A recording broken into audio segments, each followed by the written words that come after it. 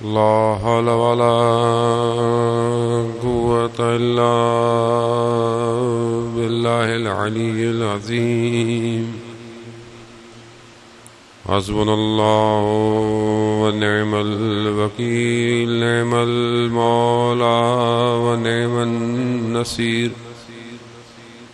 أعوذ بالله من الشيطان الرجيم. بسم الله الرحمن الرحيم. الحمد لله الذي يؤمن الخائفين وينجي الصالحين ويضع المستكبرين ويهلك ملوكا ويستخلف آخرين. والصلاة والسلام على رسول ثقلين محبوب رب المشرقين والمغربين جد الحسن والحسين نبينا سيدنا أبي القاسم محمد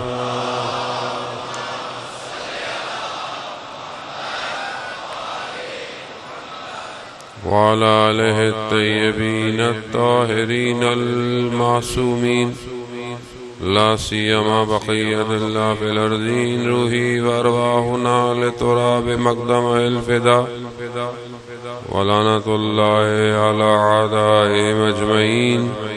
بسم الله الرحمن الرحيم. رب اشرح لي صدري ويسر لي أمري واحلل عقدة من لساني يفقهوا قولي.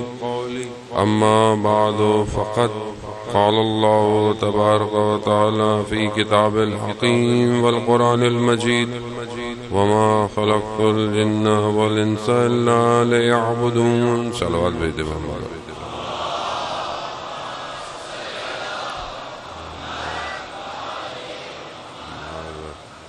عزاداران سید الشہداء، شب پہلی محرم، ماہ محرم الحرام کا چاند اس بات کی علامت ہے کہ غم کا آغاز ہو چکا ہے. معصوم، اور وہ بھی امام رضا علیہ السلام،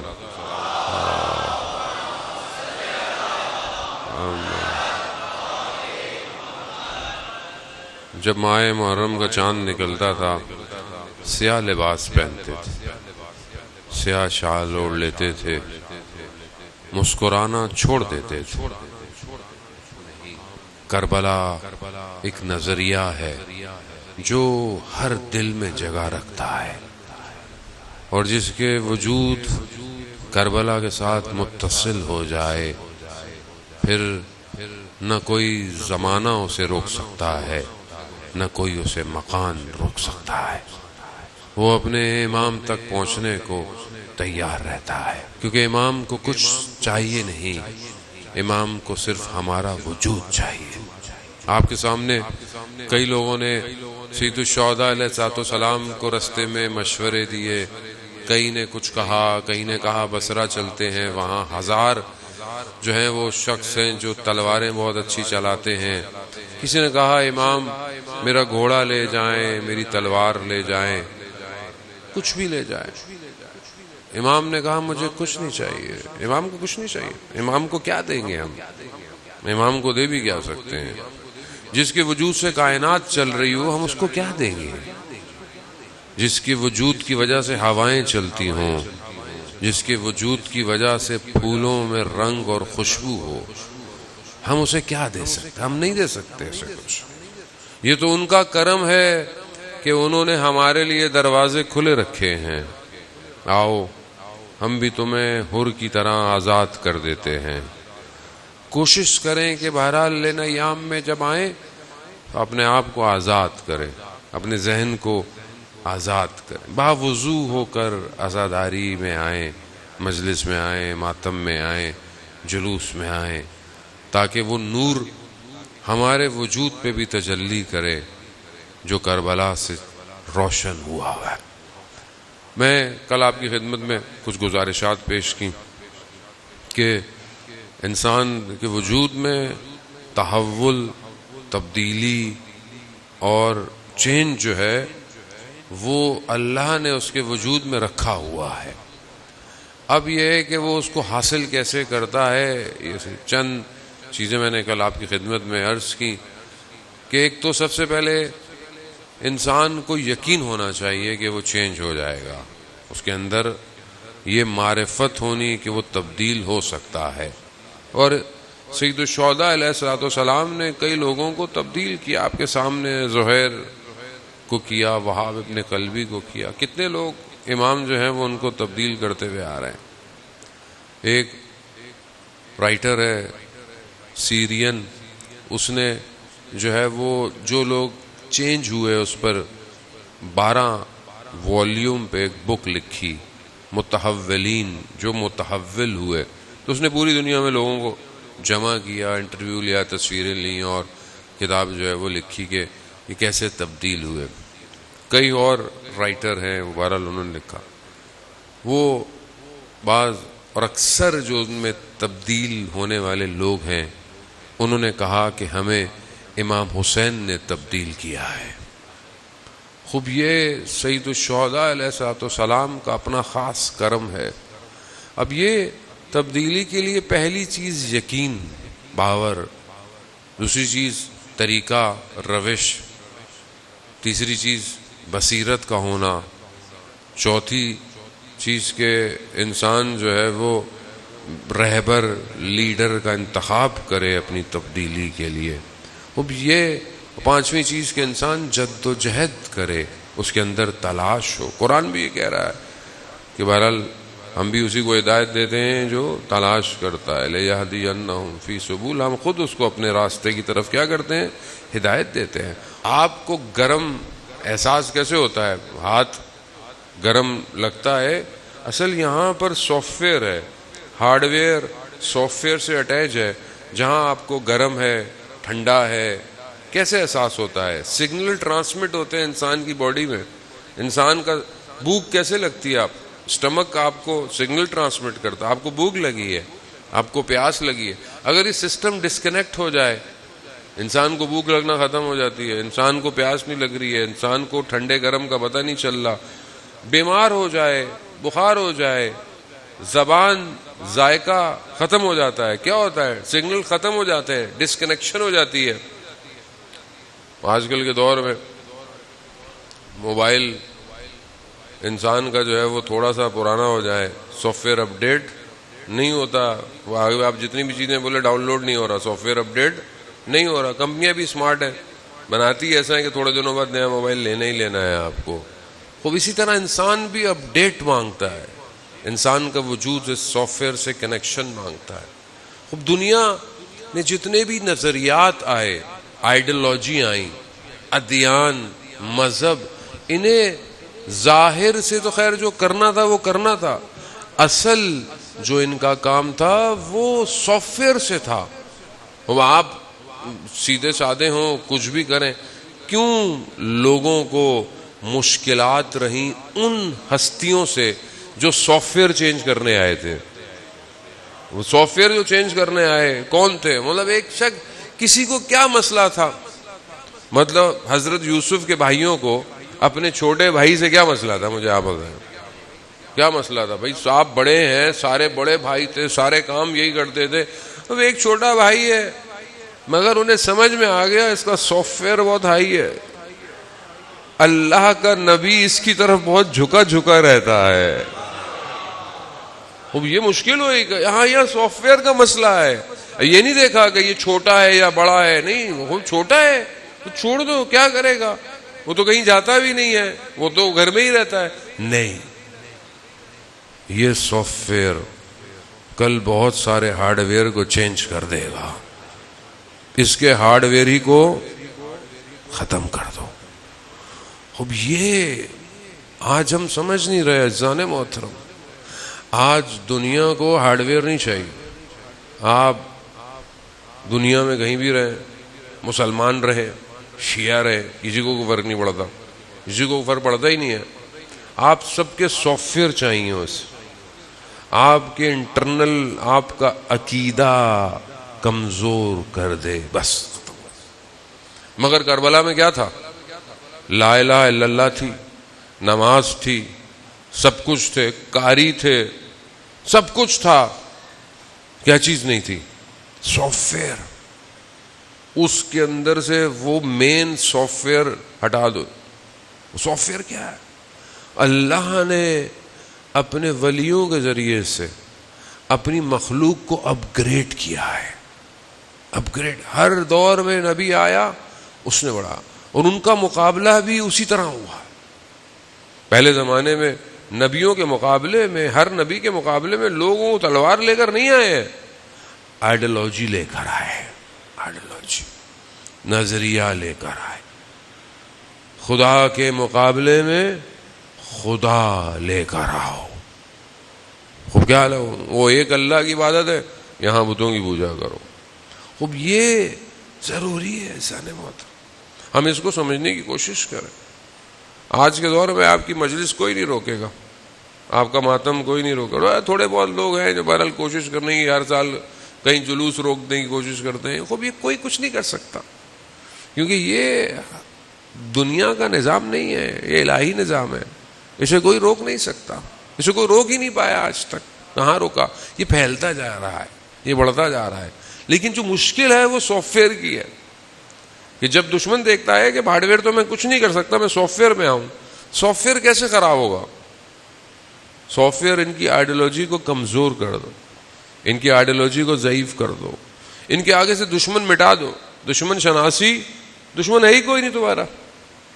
جب انسان کو دشمن ہی نہیں پتا ہو تو پھر انسان ہر جگہ جو ہے وہ لڑکھڑا کے گرتا رہے گا.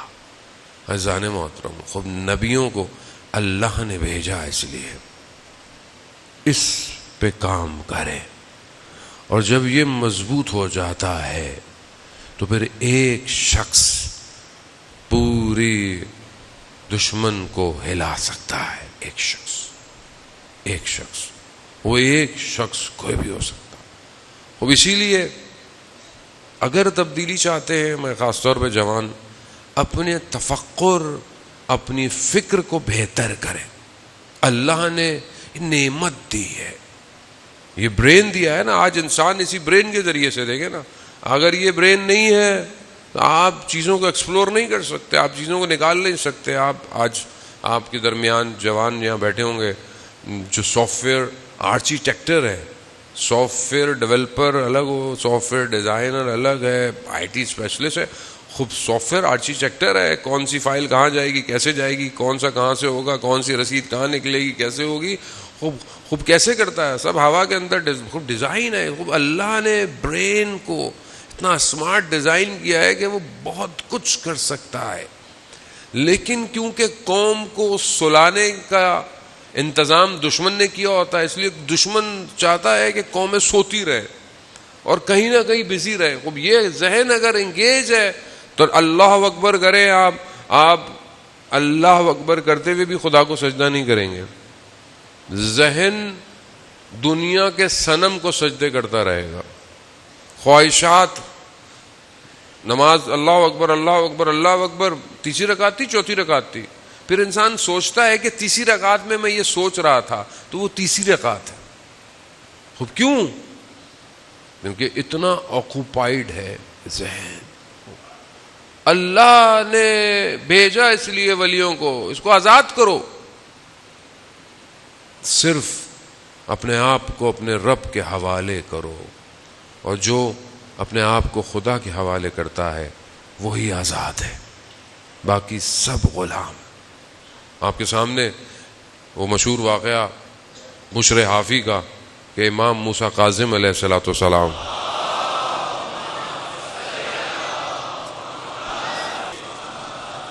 امام گزر رہے ہیں گلی سے، آپ نے بہت دفعہ سنا ہوگا، میں نے بھی کئی دفعہ اس کو تکرار کی. گزر رہے، دیکھا کہ ایک گھر سے گانوں کی آوازیں آ رہی ہیں، موسیقی کے آلات کی آوازیں ہیں. کنیز گھر سے باہر کچرا رکھ رہی ہے. امام نے پوچھا کس کا گھر ہے؟ آزاد کا گھر ہے یا غلام کا گھر ہے؟ کنیز تھی، کہا میرے آقا کا گھر ہے، آزاد ہے. امام نے کیا فرمایا؟ کہا اگر یہ غلام کا گھر ہوتا تو اس میں سے آوازیں نہ آتی. اور یہ جملہ امام نے فرمایا. کنیز نے سنا, کنیز اندر گئی, پوچھا دیر کیوں ہوئی؟ کہا ایسے ایسے امام گزر رہے تھے. امام تو کہا کیا ہوا؟ کہا امام نے مجھ سے پوچھا کس کا گھر ہے, میں نے بتایا. تو کہا پھر امام نے کیا فرمایا؟ کہا امام نے فرمایا اگر یہ بندے کا گھر ہوتا, غلام کا گھر ہوتا تو ایسا. اب آپ سوچیں کلام معصوم کی طاقت. انڈائریکٹ آئی ہے, ڈائریکٹ بھی نہیں آیا. اسی حالت میں دوڑتا ہوا گیا, گلی کے کونے پر امام کے قدموں میں گرا, خدا کی بارگاہ میں توبہ کی. خدا نے وہ درجہ دیا کہ ننگے پاؤں توبہ کی تھی, ساری زندگی ننگے پاؤں رہا. اور جس جگہ سے چلتے تھے جانور بھی اس جگہ کو خراب نہیں کرتے تھے. ان الاولیاء, اللہ کا ولی بن جائے کوئی حدیث ہے, پیغمبر کی حدیث ہے, جو اللہ کا ولی, اللہ کی دوستی جس سے ہو جاتی ہے, اللہ سے جو محبت کرتا ہے, خدا عرش اور سماوات کو, ملائکہ کو, سب کو بتا دیتا ہے یہ میرا دوست ہے. خوب یہ مقام تفکر, ایک جملہ سافٹ ویئر چینج, ایک جملہ بس. خوب یہی ضرورت ہے. آج جو ہمارا اپنا قصور ہے, آپ کا کوئی قصور نہیں. ہم ائمہ کے خود اقوال آپ کے درمیان میں پیش نہیں کرتے, ورنہ معاشرہ خود تبدیل ہو جائے. ایسے جانے میں ہوتا خوب تفکر. میں اس میں مقدمہ اس لیے رہا تھا کہ آپ کو تھوڑا تفکر اور فکر. خوب آج لاجک جو ہے وہ دنیا کی, وہ اسی پر بیسڈ ہے. کوئی بھی جتنے بھی علوم ہے اس کے لیے فکر ضروری ہے, تفکر ضروری ہے. آپ فلسفی پڑھنا چاہتے ہیں, آپ کو لاجک پڑھنی پڑے گی, منطق پڑھنی پڑے گی. آپ فقہ اور اصول پڑھنا چاہتے ہیں, آپ کوئی بھی چیز پڑھنا چاہتے ہیں, جب تک آپ سوچ نہیں سکتے آپ چیزوں کو ڈیزائن نہیں کر سکتے. آپ میتھس کی کیلکولیشن کرنا چاہتے ہیں, آپ چاہتے ہیں کہ کوئی رنگ بھرے, کوئی چیز بنا, خوب سوچ ضروری ہے. آرٹسٹ تصور کرے گا برین میں تو باہر آج اس کا جو ماسٹر پیس ہے وہ باہر آئے گا. اسی طرح ہر چیز ضروری ہے. آج کیوں دنیا میں نشہ جوانوں میں رائج کیا جا رہا ہے؟ تاکہ یہ نشہ کیا کرتا ہے, نشے کی پہلی کوالٹی کیا ہے؟ دماغ معوف, آف, بس. یہ دھوکہ ہے. یہ بعض لوگ کہتے ہیں نہیں جی بڑی کریٹیوٹی آتی ہے. کوئی کریٹیوٹی نہیں آتی ہے. کریٹیوٹی سجدوں سے آتی ہے, کریٹیوٹی ذکر سے آتی ہے. خوب ذہن معوف. نشہ پہلی چیز ہے. آپ دیکھیں دنیا میں نشے کا کاروبار, زیادہ بولو بھی نہیں ورنہ مافیا نشہ والا آپ کو بھی ڈھک لے جاتا ہے. وہ اتنا نشہ خطرناک. خوب یہ جوانوں کو سب سے پہلے سائلنٹ کرتا ہے, خاموش کرتا ہے. سوچنے کی صلاحیت ختم. خوب جب آپ سوچنا جب آپ کا آف ہو گیا برین, تو اب آپ کو کیا پتا کیا ہو رہا ہے دنیا کے اندر. خوب اسی طرح آج کل کا جو سوشل میڈیا ہے اس کا کام کیا ہے؟ اس کا کام بھی وہی ہے. جو انسٹاگرام ہے, جہاں بہرحال بہت ساری اچھی, ہمارے بھی بہت سارے پیج چل رہے ہیں انسٹاگرام پہ, لیکن بہت سارے جو اس کا اصل مقصد جو پیچھے چل رہا ہے وہ کیا ہے کہ اس کو جب آپ یوز کرتے ہیں نا تو اس کو یوز کرنے والا ایڈکٹ ہو جاتا ہے. یہ ایڈکشن ہے. آپ تھوڑی دیر ٹرائی کر کے دیکھ لیں, ایڈکشن ہے. TikTok addiction, Instagram, Snapchat, وہ ایک طرح ایڈکشن ہے. یہ آپ تصویر بھی کھینچتے ہیں کوئی, تو پہلے ہمارے سے لوگ تصویر کھنچواتے ہیں, ہمیں خیر برا نہیں لگتا, کھنچوائیں آپ تصویر, لیکن وہ اسنیپ چیٹ والی کھولتا ہے, فلٹر لگے ہوئے ہوں. ایڈکشن ہے. یہ ایڈکشن کیا کرتی ہے؟ یہ مائنڈ میں وہی کیمیکل کریٹ کرتی ہے جو ایک نشہ کرتا ہے, اور انسان اس کا عادی ہو جاتا ہے. آج معاشرے میں چڑچڑاہٹ پن, آج معاشرے میں بہت جلدی غصہ ہو جانا, آج اچانک سے چیزوں کو پھینک دینا, آج بہت جلدی مایوس ہو جانا, آج بہت جلدی ماں باپ کے سامنے چیخنا. کیوں ہے؟ کیا ہے؟ کیا چیز ہے؟ کس چیز نے خدا نہ خواستہ آپ کو ڈس لیا ہے؟ کس نے ڈسا ہے؟ Social media. وہ خطرناک ہے. اس کو سمجھنے کی کوشش کر رہے. عزیزان محترم خوب کیوں؟ اب آپ بولے کہ مولانا صاحب مجلس سے کیا تعلق ہے ان باتوں کا؟ عزیزان محترم امام حسین کو سمجھنے کے لیے ذہن پاک چاہیے. اللہ نے نجاست کو ان سے دور رکھا ہے.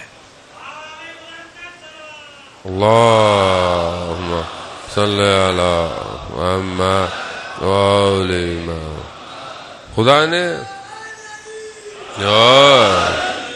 خدا نے نجاست کو ان سے دور رکھا. خود نجس چیز ان کے قریب نہیں جا سکتے.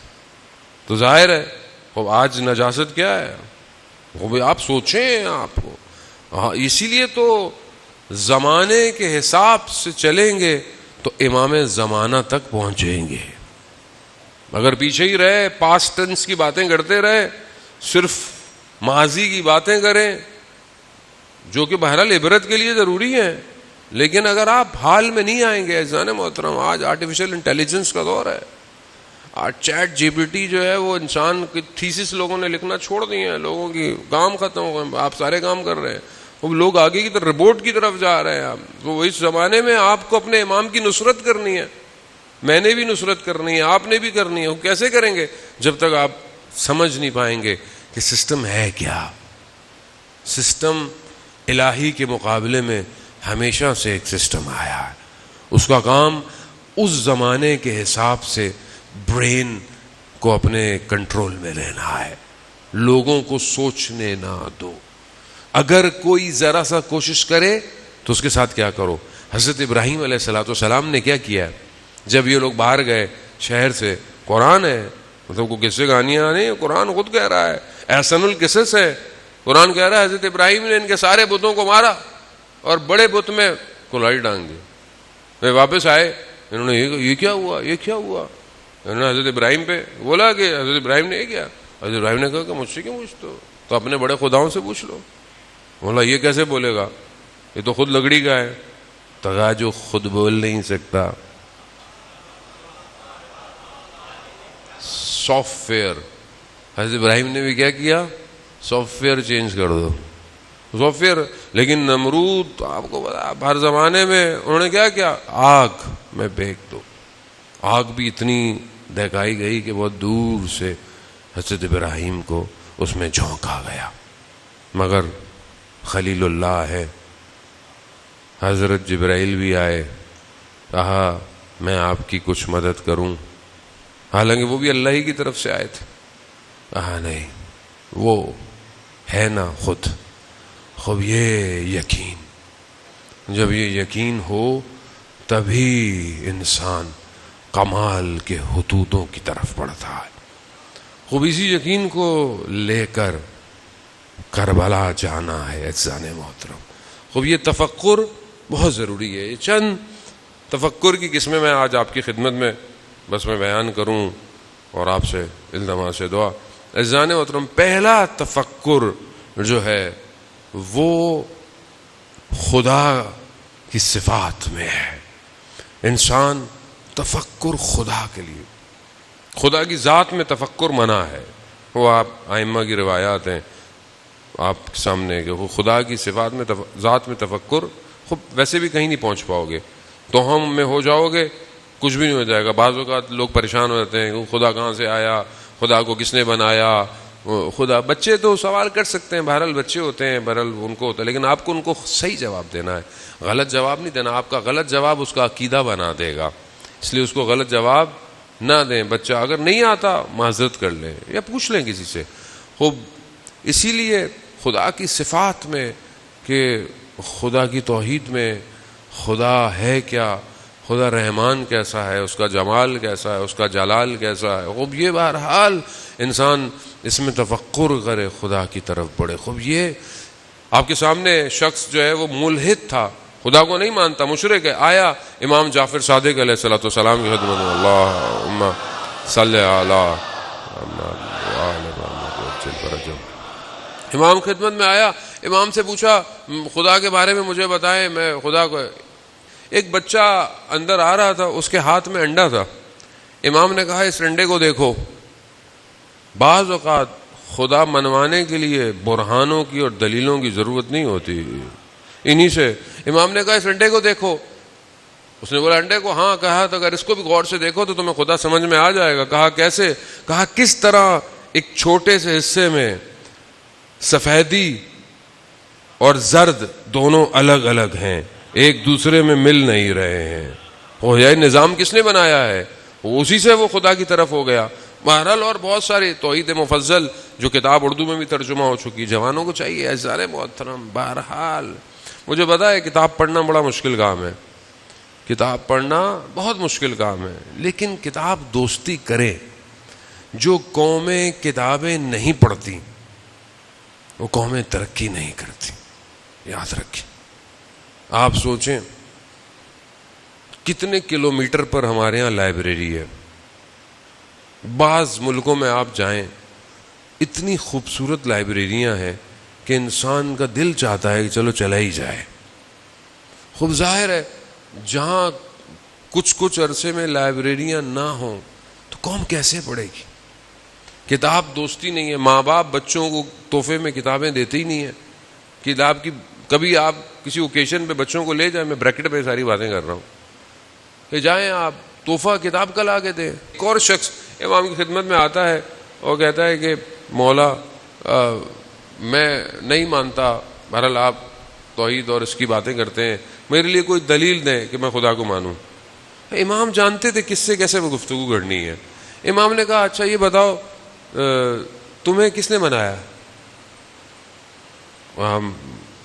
مجھے کس نے بنایا؟ کہا تم نے اپنے آپ کو خود بنایا؟ کہا نہیں. کہا تمہارے والدین نے تمہیں بنایا؟ کہا نہیں. کہ تمہارے والدین کو کس نے بنایا؟ تو کہا بس وہ جس نے بنایا ہے نا وہی خدا ہے. وہ سادے طریقے سے اس کو سمجھا دیا. وہ اب یہ ڈیپینڈ کرتا ہے. تو یہ تفکر خدا کے لیے بہت ضروری ہے, توحید کے لیے. ہم سب مسلمان پیدا ہو گئے, ہمیں پتہ ہے اللہ ایک ہے, بس ایک ہے. کیسے ہے؟ دو کیوں نہیں ہو سکتے؟ دو ہو جائے تو کیا ہوگا؟ رازق ہے تو کیسا ہے؟ خالق ہے تو کیسا ہے؟ وہ غضب کرتا ہے تو کیسا ہے؟ رحمان ہے تو کیسا ہے؟ خوب بہرحال ایک حد اقل مسلمانوں کو ایک کتاب تو توحید پہ پڑھنی چاہیے. ایک کتاب تو پڑھیں توحید پہ. البتہ یہ ہماری ساری مجلسیں توحید کا درس ہیں, البتہ یہ بھی سب توحید ہی کا درس ہے. وہ لا الہ الا اللہ توحید, اور کربلا توحید ہے. سید الشہداء نے سب کچھ لا الہ الا اللہ کی خاطر کیا ہے, اور کچھ بھی نہیں ہے کربلا میں, جو بعض اوقات مسلمانوں کی سمجھ میں نہیں آتا کہ کربلا لا الہ الا اللہ ہے, کچھ نہیں ہے. اور پہلا تفکر عزیزان. دوسرا تفکر موت, معاد, مرنے کے بعد میں, قیامت میں. یہ بہت ضروری ہے کہ انسان موت کو یاد کرے, تفکر فکر کرے انسان. مولا کائنات حضرت علی ابن ابی طالب علیہ الصلوۃ والسلام صلی علی محمد, امام نے کہا مر جاؤ گے قبر میں, سب سے پہلے آنکھ یوں ہو جائے گی, ہاتھ یوں ہو جائے گا, بال یوں. کہا نہیں مولا میں ٹھیک ہو گیا, میں ٹھیک ہو گیا. وہ ایسی ہے جب انسان اپنی قبر کے بارے میں سوچے تو ہوگا اس کے ساتھ کیا, فوراً ٹھیک ہو جاتا ہے. کہتا نہیں اللہ کا شکر ہے میں ٹھیک ہوں. جانے محترم تفکر فکر معاد, قیامت میں کیا ہوگا, تفکر. گزشتہ میں نہج و بلاغہ میں خطبے بھرے پڑے ہیں. امام فرماتے ہیں اپنے گزشتگان سے عبرت حاصل کرو. جو بھی امام نے ایک لیٹر جو ہے وہ لکھا ہے اپنے ایک گورنر کو, اس میں امام نے لکھا ہے کہ تم جو کچھ تاریخ میں ہوا ہے وہ پھر ہونے والا ہے, اس لیے اپنے گزشتگان سے عبرت حاصل کرو. عزیزان محترم خوب عبرت انسان کی ضروری ہے. انسان قرآن کے اندر عبرت حاصل کرے. پہلے قومیں کیا تھیں, کیا ہو گئیں, کس نے کیا کیا, کس طرح ہو گیا, کس نے کتنا خدا پہ توکل کیا, کس مقام پہ پہنچ گیا. خوب یہ بہت ضروری ہے آئندہ آنے کی خبریں. چوتھی چیز قرآن پر تفکر کرنا. بس میں تیزی سے آپ کو یہ چیزیں گنوا رہا ہوں تاکہ بہرحال یہ ذہن جو ہے وہ ان چیزوں کو, پریکٹیکل چیزیں ہیں یہ کوئی ایسی چیزیں نہیں کہ آپ بولیں کہ میں نہیں کر سکتا. قرآن پر تدبر. قرآن خود کہہ رہا ہے فلا تدبرون، کیا تم تفکر نہیں کرتے، تدبر نہیں کرتے. ایک عالم دین کہہ رہے تھے کہ میں انڈیا میں ٹرین پہ جا رہا تھا تو ساتھ ایک شخص بیٹھا قرآن کی تلاوت کر رہا ہے، تو میں نے بولا بھائی اچھی بات ہے، قرآن ثواب ہے، تھوڑا گفتگو کر لیتے ہیں قرآن پر. کہا میں ہندو تھا، وہ شخص کہتا ہے میں نیا اس کتاب سے انٹروڈیوس ہوا ہوں، اس لیے میں پڑھ رہا ہوں. خوب کہا کیسے ہوئے؟ کہا ایک آیت کی وجہ سے، ایک آیت کی وجہ سے. جو میں یہ آیت آپ کو چاہ رہا تھا کہ میں آپ کو سناؤں اور اس کے ساتھ آگے پیچھے کی صلوات بھیج دے محمد والے محمد.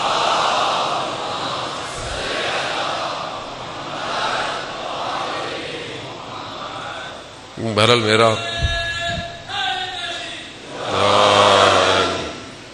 وزان محترم خوب سورہ قیامت 75واں سورہ ہے. وہ پروردگار اب اس کی پہلی آیت میں کہتا ہے کہ بسم اللہ الرحمن الرحیم لا اقسم بیوم القیامہ. ہم روز قیامت کی خدا جو ہے وہ قسم کھا رہا ہے. پھر کہتا ہے اور نفس لوامہ کی کہ سب لوگ کھڑے کیے جائیں گے. تیسری آیت ایا سب الانسان الن نجمع عظاما. کیا انسان یہ خیال کرتا ہے کہ ہم اس کو بکھری ہوئی ہڈیاں اکٹھی نہیں کر پائیں گے؟ انسان سوچتا ہے. چوتھی آیت وہ ہندو کہتا ہے کہ یہ میں نے سنی، اس ایک آیت نے مجھے مسلمان کر دیا. کیوں؟ قرآن میں تفکر کیا اس نے. آیت کیا ہے؟ بلا قادرین علی ان نسوی بنانہ. ضرور، اور ہم اس بات پر، خدا کہہ رہا ہے کہ ہم اس بات پر قدرت رکھتے ہیں، قادر ہیں کہ اس کے فنگر پرنٹس کو قیامت میں دوبارہ صحیح کریں گے. وہ ہندو کہتا ہے کہ آج سے 1400 سال پہلے یہ علم کہاں سے آیا کہ ہر انسان کے فنگر پرنٹس الگ ہیں. وہ پریشان ہو گیا. خوب یہ تفکر ہے، فکر ہے، حادثات، واقعات. خوب یہ حوادث انسان کو فکر کی طرف دعوت دیتے ہیں.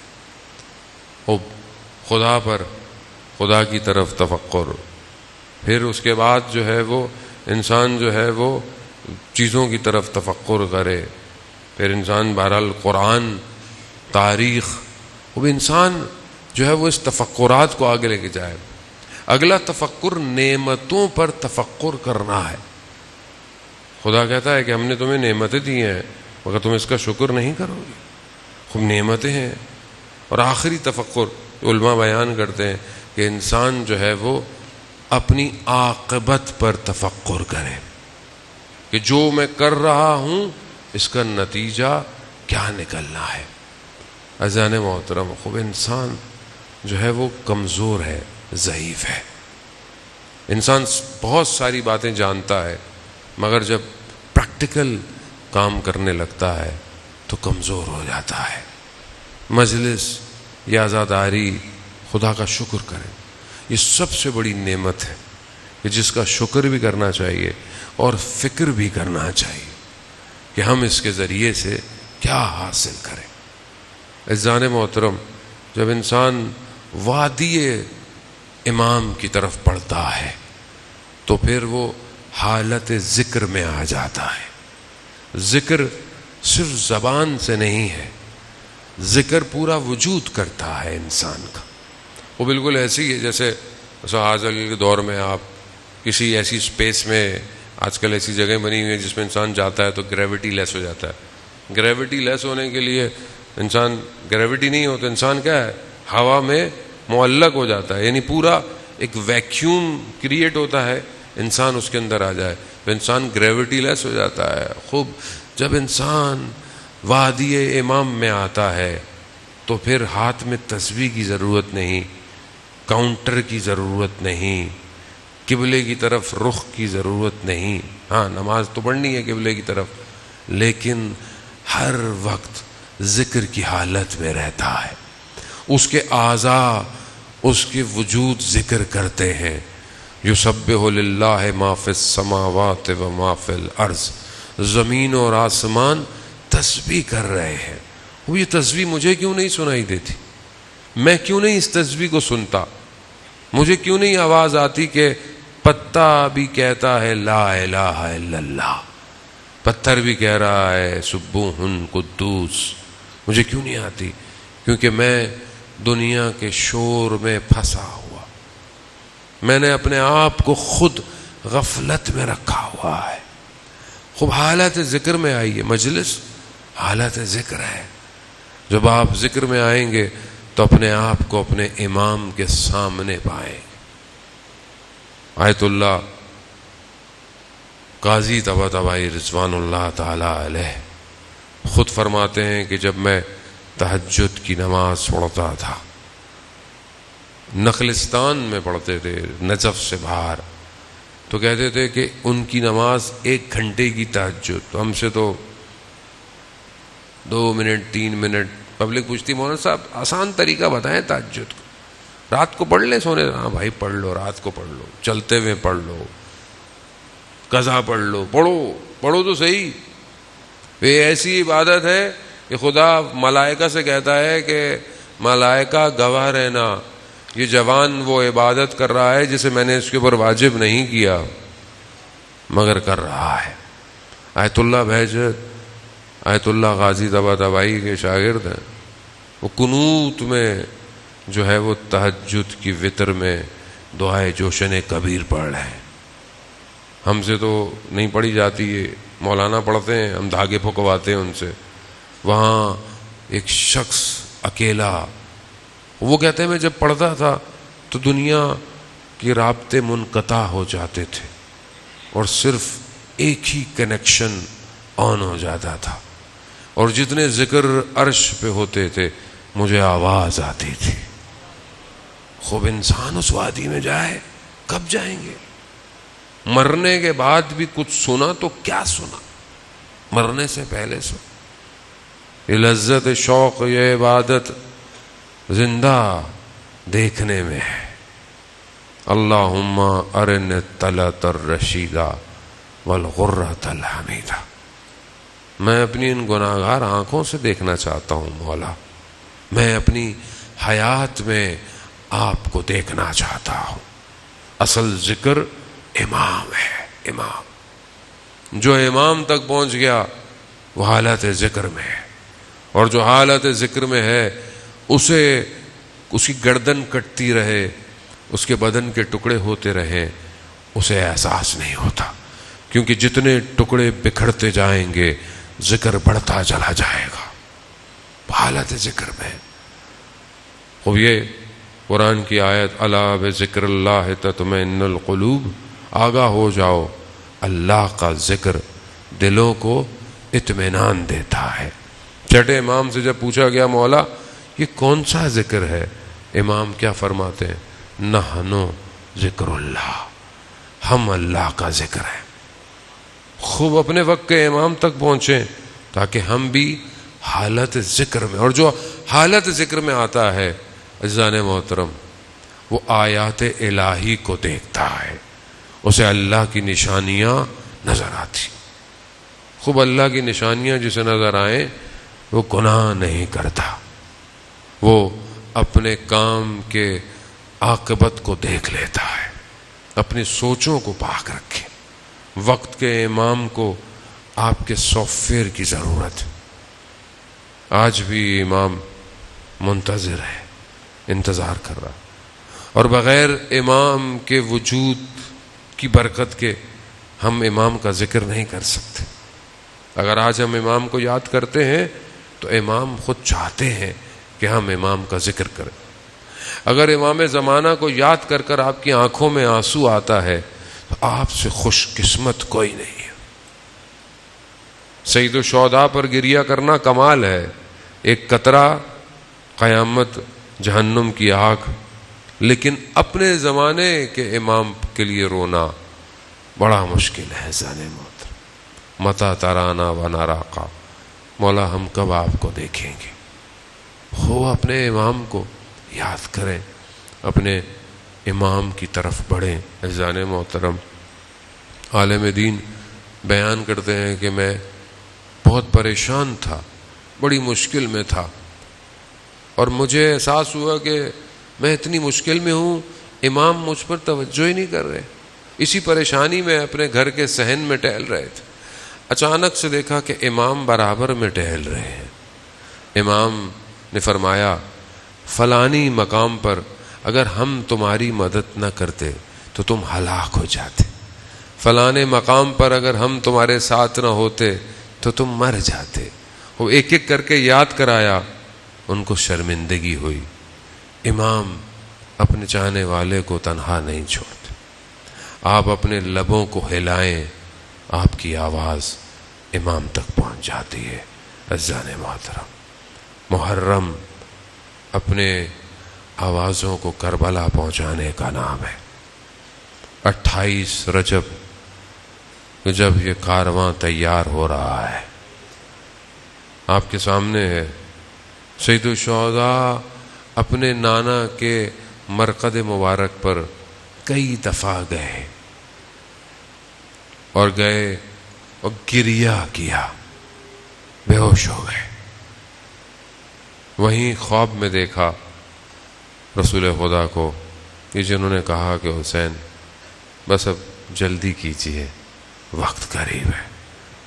عزیزان محترم، امام حسین کے لیے مدینہ چھوڑنا آسان نہیں تھا.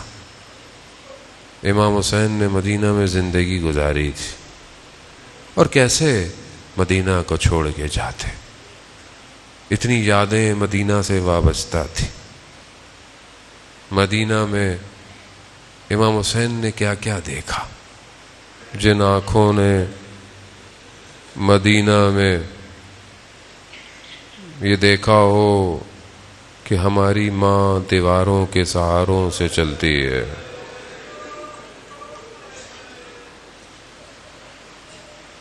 اور جو امام حسن نے کوچہ بنی ہاشم میں دیکھا وہ تو امام حسین نے نہیں دیکھا.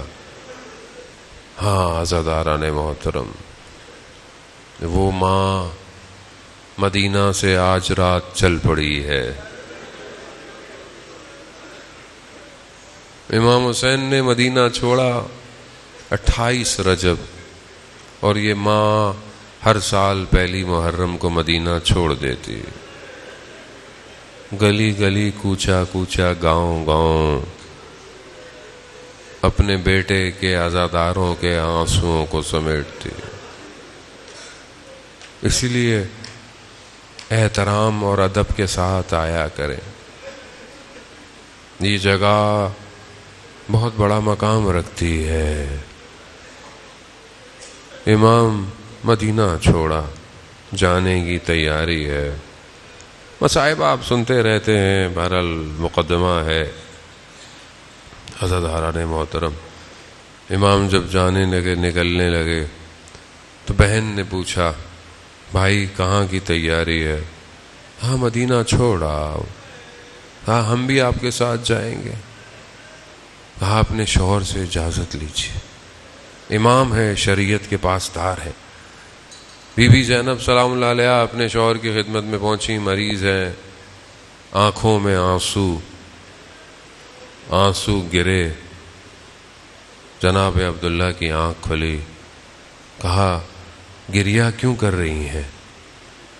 کہا آپ تو جانتے ہیں میں اپنے بھائی کے بغیر نہیں رہ سکتی. ہاں. کہا بھائی مدینہ چھوڑے. خدا آپ کو اس کا اجر دے، خدا آپ کو اس کا.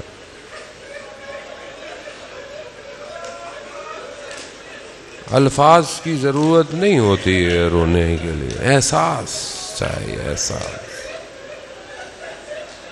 یہ تھوڑی سی نشانیاں ہی تو رہ گئی تھیں زہرا کے گلشن کی. یہ مدینہ میں جو گلستان سجایا تھا، یہ پھول اب یہاں سے جا رہے ہیں. بس اجازت ملی بہن کو، جاتے جاتے کہا یہ میرے 2 بچے بھی لے جائیے، جب وقت پڑے تو ان کو بھی قربان کر دیجیے گا. اللہ اکبر، اللہ. بس یہ بچے لے گئی زینب، اور آپ کے سامنے کیا شان اور شوقت، کیا سوار کیا سواریاں اور کیا سوار کرنے والے حضرت علی اکبر جناب حضرت عباس سوار کر رہے ہیں. یہ محمل، یہ پردے، یہ مدینہ آخری دفعہ دیکھ رہا ہے، یہ پھر نہیں دیکھے گا. کارواں چلنا شروع ہوا، مدینہ کی خاک اڑ اڑ کے ان کو لپٹ رہی ہے کہ جس حالت میں یہ ابھی ہیں پھر یہ حالت نہیں ہونی. بس عزاداران محترم، آپ جانتے ہیں اب مدینہ حسین کو نہیں دیکھے گا، نہیں دیکھے. مدینہ کی خاک اپنے آپ کو کربلا کی خاک میں ضم کرنا چاہتی ہے. اللہ اکبر، اللہ اکبر. ہاں عزاداران محترم، بڑی یادیں ہیں مدینہ سے. اللہ اکبر. بس یہ کارواں گیا، مکہ پہنچا. آپ سنتے رہتے ہیں حرام توڑے گئے، امام رستے سے میں بس پر مقدماتی ہے. 2 محرم کو البتہ یہ کارواں مدینہ پہنچتا ہے. میں بہرحال بس چند جملے، کس طریقے سے آیا، کس طریقے سے اترا، بس اب آپ خود جانتے ہیں کہ روز عاشورہ گزرنے کے بعد بس وہ مدینہ میں سواریاں یاد ہے. اب 11 محرم کو تصور کیجئے،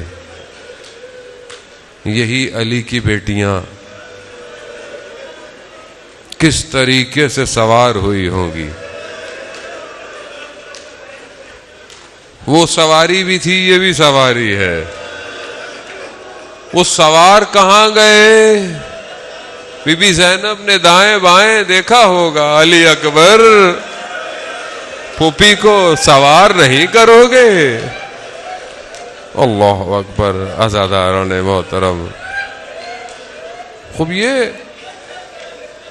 وہ غم کے لیے کوئی تاریخیں، یہاں تو چاند نکلتا تھا تو امام خود گریا کرتے تھے.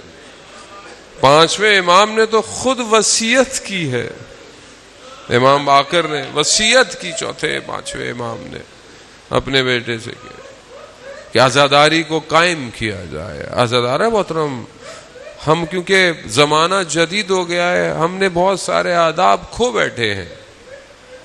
پہلے زمانے میں 4 پائیاں الٹی ہوتی تھی، محرم کی پہلی رات تو سیدھی نہیں ہوتی تھی. ادب احترام تھا. ہمارے تو کھانے آپ نیازیں دیں، کھائیں، آپ جو دینا ہے آپ نیازیں دیں، اللہ نے آپ کو دیا ہے، مگر مجلس کی نیاز میں اور جشن کی نیاز میں فرق رکھے ہیں. عزاداروں، خدا کے لیے حسین پیاسا مارا گیا ہے. ساری زندگی 4تھے امام نے کھانا آتا تھا تو روتے تھے، پانی آتا تھا تو روتے تھے. کنیز پوچھتی مولا آپ کھانا آتے ہیں تو روتے ہیں، پانی دو تو آپ روتے ہیں، مولا آپ اتنا کیوں روتے ہیں؟ امام کھانے کو دیکھتے تھے، کہتے میں کیسے کھانا کھاؤں، میرا بابا بھوکا مارا گیا، میرے بابا کو پیاسا شہید کر دیا گیا. عزاداران محترم، بہرحال یہ غم کی رات ہے. غم شروع ہو چکا ہے اہل بیت کے. وہ ماں مدینہ چھوڑ چکی ہے.